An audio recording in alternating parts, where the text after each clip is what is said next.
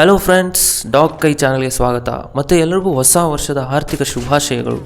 ವಿಷಯ ಏನಂದರೆ, ಇವತ್ತು ಹೊಸ ವರ್ಷದ ಮೊದಲನೇ ದಿನ ಮತ್ತು ನಾನು ಈ ಚಾನಲ್ನ ಕ್ರಿಯೇಟ್ ಮಾಡಿದೆ. ಇದು ನನ್ನ ಫಸ್ಟ್ ಯೂಟ್ಯೂಬ್ ವಿಡಿಯೋ. ಅದಕ್ಕೆ ನಾನು ಸ್ವಲ್ಪ ಈ ಚಾನಲ್ ಬಗ್ಗೆ ಇಂಟ್ರೊಡ್ಯೂಸ್ ಮಾಡೋಕ್ಕೆ ಹೋಗ್ತಾ ಇದ್ದೀನಿ. ನಿಮಗೆ ಅನಿಮೆ ಅಂದರೆ ಇಷ್ಟನಾ? ಅನಿಮೆ ಬಗ್ಗೆ ಕನ್ನಡದಲ್ಲಿ ಯಾರು ಮಾತಾಡೋರೇ ಇಲ್ವಲ್ಲಪ್ಪ ಅಂತ ಯಾವಾಗಾದರೂ ನಿಮಗೆ ಅನಿಸಿದೆಯಾ? ಹಂಗಿದ್ರೆ ನೀವು ಸರಿಯಾದ ಚಾನಲ್ಗೆ ಬಂದಿದ್ದೀರಾ. ನಾನು ಈ ಚಾನಲ್ ಒಳಗಡೆ ಬೇರೆ ಬೇರೆ ಅನಿಮೆ ಬಗ್ಗೆ ಡಿಸ್ಕಸ್ ಮಾಡೋಕೆ ಹೋಗ್ತಾ ಇದ್ದೀನಿ.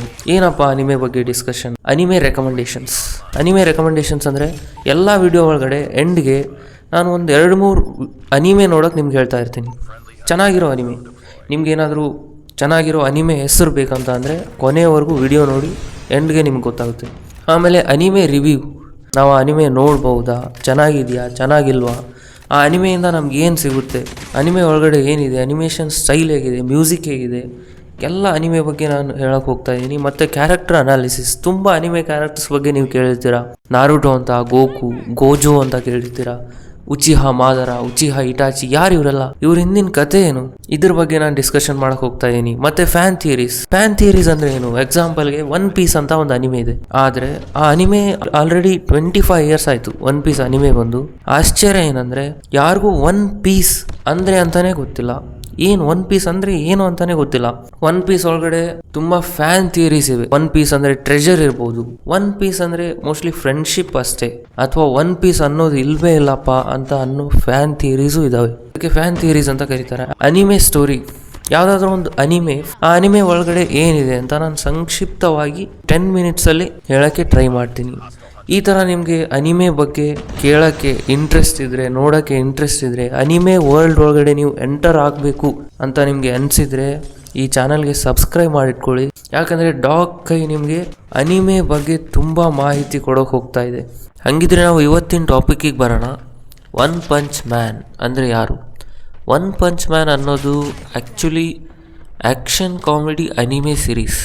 ಇದು 2015ನೇ ಇಸ್ವಿ ಒಳಗಡೆ ಮ್ಯಾಡ್ ಹೌಸ್ ಸ್ಟುಡಿಯೋದವ್ರು ಕ್ರಿಯೇಟ್ ಮಾಡಿದ್ದು. ಮ್ಯಾಡ್ ಹೌಸ್ ಸ್ಟುಡಿಯೋ ಒಳಗಡೆ ಅವ್ರ ಸ್ಪೆಷಾಲಿಟಿ ಏನಂದರೆ, ಅವ್ರು ಮಾಡುವಂಥ ಎಲ್ಲ ಅನಿಮೆ ಸ್ಟೈಲ್ ತುಂಬ ಚೆನ್ನಾಗಿರುತ್ತೆ. ಅವ್ರು ಮಾಡಿರೋ ಅನಿಮೆಗೆ ಎಕ್ಸಾಂಪಲ್ಸ್ ಅಂತ ಅಂದರೆ one punch man, death note, parasite, hunter, monster, ಇವೆಲ್ಲ ಮ್ಯಾಡ್ ಹೌಸ್ ಸ್ಟುಡಿಯೋದವರು ಕ್ರಿಯೇಟ್ ಮಾಡಿರೋ ಒಂದೆರಡು ಪಾಪ್ಯುಲರ್ ಅನಿಮೆ. ನೀವು ನೋಡಿ ನಿಮಗೆ ಗೊತ್ತಾಗುತ್ತೆ. ಒನ್ ಪಂಚ್ ಮ್ಯಾನ್ ಆ್ಯಕ್ಚುಲಿ ನಮಗೆ ಯೂಟ್ಯೂಬ್ ಒಳಗಡೆ ಫ್ರೀ ಆಗಿ ನೋಡೋಕೆ ಸಿಗುತ್ತೆ. ಮ್ಯೂಸ್ ಏಷ್ಯಾ ಒಳಗಡೆ ಒನ್ ಪಂಚ್ ಮ್ಯಾನ್ ಅಷ್ಟೇ ಅಲ್ಲ, ತುಂಬ ಚೆನ್ನಾಗಿರೋ ಅನಿಮೆನ ಅವರು ಫ್ರೀ ಸ್ಟ್ರೀಮ್ ಮಾಡ್ತಾ ಇದ್ದಾರೆ. ನೀವು ಫ್ರೀಯಾಗಿ ಯೂಟ್ಯೂಬ್ ಒಳಗಡೆ ನೋಡ್ಬೋದು. ಒನ್ ಪಂಚ್ ಮ್ಯಾನ್ ಇದೆ, ಜೋಜೋಸ್ ಬಿಜಾರ್ ಅಡ್ವೆಂಚರ್ ಇದೆ, ಹಂಟರ್ ಕೂಡ ಮ್ಯೂಸ್ ಏಷ್ಯಾ ಚಾನಲ್ ಒಳಗಡೆ ಇದೆ. ಓಕೆ, ಈಗ ನಾವು ನೋಡುವಂಥ ಒನ್ ಪಂಚ್ ಮ್ಯಾನ್ ಅನ್ನುವಂಥ ಈ ಅನಿಮೆ ಕ್ಯಾರೆಕ್ಟರ್ ಏನಿದೆಯಲ್ಲ, ಇವನು ಕೂದಲು ಉದುರೋಗಿದೆ, ತೆಳ್ಳಗಿದ್ದಾನೆ, ನೋಡೋಕ್ಕೆ ಅಷ್ಟೊಂದು ಹೈಟ್ ಕೂಡ ಇಲ್ಲ, ಅಷ್ಟೊಂದು ಶಕ್ತಿ ಇದೆಯಪ್ಪ ಇವನ ಹತ್ರ ಅನ್ನೋ ಥರ ಬಾಡಿನೂ ಇಲ್ಲ ಅವನಿಗೆ. ಈ ಥರ ಕಾಣಿಸುವಂಥ ವ್ಯಕ್ತಿ ಒನ್ ಪಂಚ್ ಮ್ಯಾನ್ ಇದಾನಲ್ಲ, ಇವನ ಹೆಸರು ಸೈಟಮಾ ಅಂತ. ಸೈಟಮಾ ಅನ್ನೋದು ಜಪಾನ್ ಒಳಗಡೆ ಇರೋ ಒಂದು ಸಿಟಿ ಹೆಸರು, ನಿಮ್ಗೆ ಗೊತ್ತಿರ್ಬೋದು. ಅದೇ ಹೆಸರೇ ಇವನ ಹೆಸರು. ಸೈಟಮಾ ಒನ್ ಪಂಚ್ ಮ್ಯಾನ್ ಶೋ ಅಲ್ಲಿರೋ ಮೇನ್ ಕ್ಯಾರೆಕ್ಟರ್. ಸೈಟಮನ್ಗೆ ಎಷ್ಟು ಶಕ್ತಿ ಇದೆ ಅಂದರೆ, ಅವನು ಖಾಲಿ ಸ್ಪೇಸ್ ಒಳಗಡೆ ಒಂದು ಪಂಚ್ ಮಾಡಿಬಿಟ್ರೆ, ಅಲ್ಲಿ ಇನ್ ಫ್ರಂಟ್ ಅವ್ನು ಪಂಚ್ ಮಾಡಿರೋ ಜಾಗದಲ್ಲಿ ಮುಂದೆ ಏನಾದರೂ ಒಂದು ದೊಡ್ಡ ಪರ್ವತ ಇದ್ದರೆ ಅದು ಡಿಸ್ಟ್ರಾಯ್ ಆಗಿ ಹೋಗ್ಬಿಡುತ್ತೆ. ಮತ್ತು ಅವ್ನು ಪಂಚ್ ಮಾಡಿರೋ ಜಾಗದಲ್ಲಿ ಮೋಡ ಅದೆಲ್ಲ ಇರುತ್ತಲ್ಲ, ಅದೆಲ್ಲ ಸೈಡಿಗೆ ಸರಿದು ಬಿಡುತ್ತೆ ಅವ್ನು ಪಂಚ್ ಮಾಡಿರೋ ಫೋರ್ಸಿಗೆ. ಅಷ್ಟೊಂದು ಶಕ್ತಿ ಇರುತ್ತೆ ಅವನಿಗೆ ಒನ್ ಪಂಚ್ ಒಳಗಡೆ. ಎಷ್ಟು ಶಕ್ತಿ ಇರೋ ಮಾನ್ಸ್ಟರ್ ಬಂದರೂ ಕೂಡ ಒಂದೇ ಒಂದು ಪಂಚಿಂದಾನೆ ಅವ್ರನ್ನ ಸೋಲಿಸ್ಬಿಡ್ತಾನೆ, ಅಷ್ಟು ಶಕ್ತಿ ಒನ್ ಪಂಚ್ ಮ್ಯಾನ್ ಇದೆ. ಇವನ್ ಮಾಂಗ ಒಳಗಡೆ ನಾವು ಏನು ನೋಡಿದ್ದೀವಿ ಅಂದರೆ, ಅವನು ಒಂದು ಸರ್ತಿ ಸೀನಿದ್ರೆ, ಜಸ್ಟ್ ಸೀನ್ ತಾನೆ ಆ್ಯಕ್ಷಿ ಅಂತ ಸೀನಿದ್ರೆ, ಅವನು ಮುಂದೆ ಇರುವಂಥ ಒಂದು ಗ್ರಹದ ಭಾಗ ಡಿಸ್ಟ್ರಾಯ್ ಆಗಿ ಹೋಗ್ಬಿಡುತ್ತೆ. ಅಷ್ಟೊಂದು ಶಕ್ತಿ ಒನ್ ಪಂಚ್ ಮ್ಯಾನ್ ಇದೆ. ಆದರೆ ಇವನು ಕೂದಲು ಉದುರೋಗ್ಬಿಟ್ಟಿದೆ. ಇವನು ಕೂದಲು ಏನಕ್ಕೆ ಉದುರೋಗಿದೆ? ಒನ್ ಪಂಚ್ ಮ್ಯಾನ್ ಅನಿಮೆ ಪ್ರಕಾರ ಸೈಟಮನ್ ಕೂದಲು ಏನಕ್ಕೆ ಉದುರೋಗಿದೆ ಅಂತ ಅಂದರೆ, ಸೈಟಮ ಮುಂಚೆ ಆ್ಯಕ್ಚುಲಿ ನಮ್ಮೆಲ್ಲರ ಥರನೇ ರೆಗ್ಯುಲರ್ ಪರ್ಸನ್, ಅಂದರೆ ಕಾಮನ್ ಮ್ಯಾನ್. ಅವನಿಗೆ ಆ ಥರ ಶಕ್ತಿ ಇರಲಿಲ್ಲ, ತುಂಬ ಶಕ್ತಿ ಇರಲಿಲ್ಲ. ನಮ್ಮೆಲ್ಲರ ಥರನೇ ಅವನು ಕಾಮನ್ ಪರ್ಸನ್ ಇದ್ದ.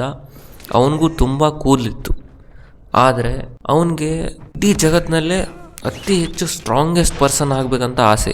ಎಲ್ಲರೂ ಮಾನ್ಸ್ಟರ್ನ ಸಾಯಿಸಬೇಕು, ಅವನೊಬ್ಬ ಹೀರೋ ಆಗಬೇಕು ಅಂತ ಅವನಿಗೆ ಆಸೆ ಇತ್ತು. ಅದಕ್ಕೆ ಅವನು ಏನು ಮಾಡ್ದ ಅಂದರೆ, ಎಕ್ಸ್ಟ್ರೀಮ್ ಇಂಟೆನ್ಸ್ ಟ್ರೈನಿಂಗ್ ಅಂತ ಹೇಳ್ತೀವಿ, ತುಂಬ ಟ್ರೈನಿಂಗ್ ಮಾಡ್ದ, ಎಕ್ಸಸೈಸ್ ಮಾಡ್ದ. ಅವ್ನು ಹೇಳೋ ಪ್ರಕಾರ 3 ವರ್ಷ ಅವನು ಈ ಟ್ರೈನಿಂಗ್ ಮಾಡ್ತಾನೆ, ಈ ಎಕ್ಸಸೈಸ್ ಮಾಡ್ತಾನೆ.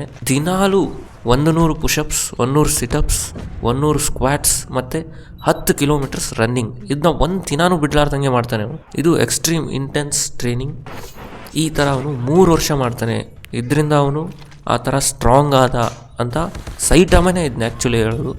ಆದರೆ ಅವನು ಸ್ಟ್ರಾಂಗ್ ಏನೋ ಆದ, ಈ ಎಕ್ಸಸೈಸಿಂದ ಅವ್ನ ಬಾಡಿಗೆ ಎಫೆಕ್ಟ್ ಏನಾಯ್ತು ಅಂದರೆ ಅವ್ನ ಬಾಡಿ ಅಪಿಯರೆನ್ಸೇ ಚೇಂಜ್ ಆಗಿಬಿಡ್ತು. ಅವ್ನು ನೋಡೋಕೆ ಯಾವ ಥರ ದೈಹಿಕವಾಗಿ ಕಾಣಿಸ್ತಿದ್ನಲ್ಲ, ಅವ್ನ ಮುಖಾನೇ ಚೇಂಜ್ ಆಗಿ ಹೋಗ್ಬಿಡ್ತು. ಅವ್ನ ಕೂದಲೆಲ್ಲ ಉದ್ರೋಗ್ಬಿಡ್ತು.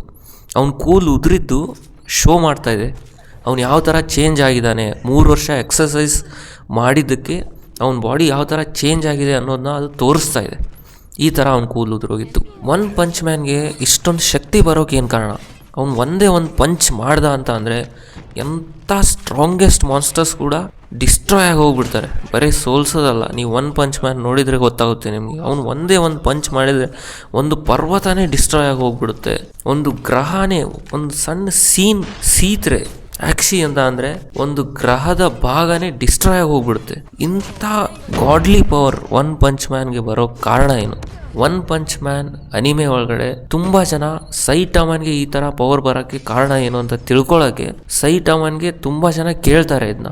ಅದಕ್ಕೆ ಸೈಟಮ ಎಲ್ರಿಗೂ ಆನ್ಸರ್ ಹೇಳೋದು ಏನಂತ ಅಂದರೆ ಅವನು ಇಂಟೆನ್ಸ್ ಎಕ್ಸ್ಟ್ರೀಮ್ ಎಕ್ಸಸೈಸ್. ಅವನು ಹೇಳ್ತಾನೆ ಅವನು 100 ಪುಷಪ್ಸ್, 100 ಸ್ಕ್ವಾಟ್ಸ್, 100 ಸಿಟಪ್ಸ್ ಮತ್ತು 10 ಕಿಲೋಮೀಟರ್ ರನ್ನಿಂಗ್ ದಿನಾಲು ಮಾಡಿದ. 3 ವರ್ಷ ಈ ಟ್ರೈನಿಂಗ್ ಮಾಡ್ದ.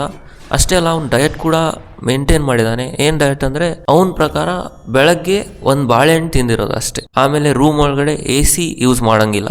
ಈ ಥರ ಡಯಟ್, ಇಂಟೆನ್ಸ್ ಎಕ್ಸಸೈಸ್ 3 ವರ್ಷ ಕಂಟಿನ್ಯೂಸ್ ಆಗಿ ಒಂದಿನ ರೆಸ್ಟ್ ಇರಲಾರ್ದೆ ಮಾಡಿದರೆ ಈ ಥರ ಪವರ್ ಬರುತ್ತೆ ಅಂತ ಸೈಟಮ ಹೇಳ್ತಾನೆ. ಇದು ಅನಿಮೆ ಒಳಗಡೆ ಅಷ್ಟೇ, ರಿಯಾಲಿಟಿ ಒಳಗಡೆ ಸಾಧ್ಯ ಇಲ್ಲ. ಮತ್ತೆ ಟ್ರೈ ಮಾಡೋಕೆ ಹೋಗ್ಬೇಡಿ.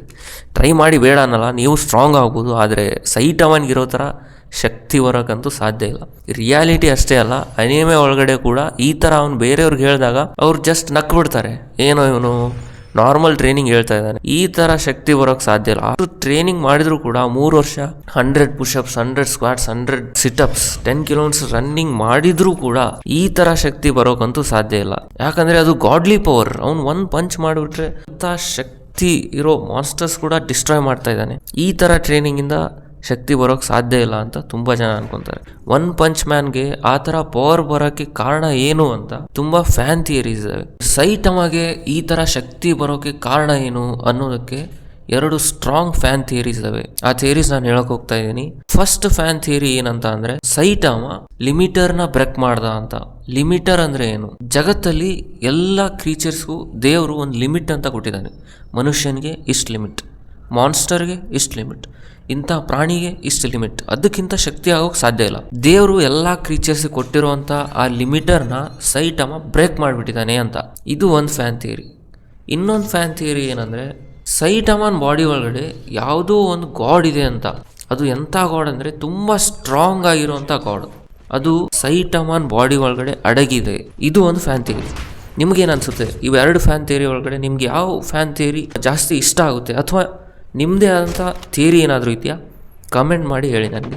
ನಾನು ಹೇಳಿರೋ ಪ್ರಕಾರ ಈ ವಿಡಿಯೋದಲ್ಲಿ ನಾನು ನಿಮಗೆ ಈಗ 4 ಅನಿಮೆ ರೆಕಮೆಂಡ್ ಮಾಡೋಕೆ ಹೋಗ್ತಾ ಇದ್ದೀನಿ. ನಾನು ರೆಕಮೆಂಡ್ ಮಾಡೋ 4 ಅನಿಮೆ ಯಾವಂದರೆ, ಫಸ್ಟ್ ಒನ್ ನಾರುಟೋ. ತುಂಬ ಫೇಮಸ್, ನೀವು ಕೇಳಿರ್ತೀರ, ಚೆನ್ನಾಗಿದೆ. ಇದು ಸ್ವಲ್ಪ ಲಾಂಗ್ ಅನಿಮೆ, ಜಾಸ್ತಿ ಎಪಿಸೋಡ್ಸ್ ಇದ್ದಾವೆ. ಅದಕ್ಕೆ ನಾನು 1 ಲಾಂಗ್ ಅನಿಮೆ ಮತ್ತು 3 ಶಾರ್ಟ್ ಅನಿಮೆ ಹೇಳ್ಬೇಕಂತ ಅಂದ್ಕೊಂಡಿದ್ದೀನಿ. ಫಸ್ಟ್ ಒನ್ ನಾರುಟೋ ನೋಡಿ, ಚೆನ್ನಾಗಿದೆ. ಸೆಕೆಂಡ್ ಒನ್ ಡೆತ್ ನೋಟ್ ನೀವು ಕೇಳಿರ್ತೀರಾ, ಇದು ತುಂಬ ಪಾಪ್ಯುಲರ್, ತುಂಬ ಚೆನ್ನಾಗಿದೆ. ನೋಡಿಲ್ಲ ಅಂದರೆ ನೋಡಿ. 3ನೇದ್ದು ಡೆಮಾನ್ ಸ್ಲೇಯರ್ ನೋಡಿಲ್ಲ ಅಂದರೆ ಇದು ತುಂಬ ಫೇಮಸ್, ಚೆನ್ನಾಗಿದೆ, ನೋಡಿ ನನಗೆ ಹೆಂಗಿದೆ ಅಂತ ಹೇಳಿ. 4ನೇದ್ದು ಟೋಕಿಯೋ ರಿವೆಂಜರ್ಸ್ ಅಂತ. ಟೋಕಿಯೋ ರಿವೆಂಜರ್ಸ್ ನಾ ಏನಕ್ಕೆ ರೆಕಮೆಂಡ್ ಮಾಡ್ತಾ ಇದ್ದೀನಿ ಅಂದರೆ ಇದು ಯೂಟ್ಯೂಬ್ ಒಳಗಡೆನೆ ಅವೈಲೇಬಲ್ ಇದೆ ಮತ್ತು ಚೆನ್ನಾಗಿದೆ. ಇದು ಟೈಮ್ ಟ್ರಾವೆಲಿಂಗ್ ಅನಿಮೆ.